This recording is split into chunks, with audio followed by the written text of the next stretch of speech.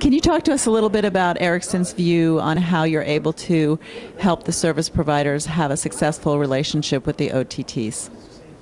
Right. I think we're already witnessing that happening. And we made a prediction a few years ago that with the big investments in networks, the capabilities of mobile broadband, and the development of new type of terminals, the Apple iPhone transforming the smartphones, etc., followed by many.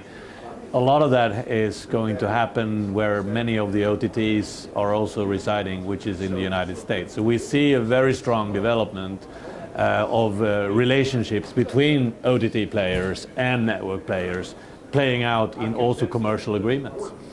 And I think this will just continue. I think this is just the beginning of this. And where the TM Forum, for instance, where we are right now in Nice, can play a very important role is as a meeting point between where over-the-top players are interested in how they can connect into the networks. So it's not so much anymore about what will happen. I think everyone can predict that. But it's about how it will happen. And that's, of course, through open APIs, the possibility for collaboration between network players and over-the-top players. So we see love coming out of these relationships rather than just competition, which has been spoken about so much before.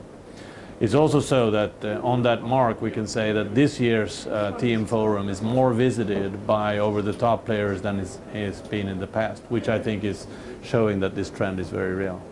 Maybe could you go into a little more detail about how Ericsson will enable some of those relationships? Right. Well, we have a number of platforms in the service layer, if you will, or in the OSS, which can expose assets of the networks. I think one of them is the concept wave, the product catalog and the catalog-driven development.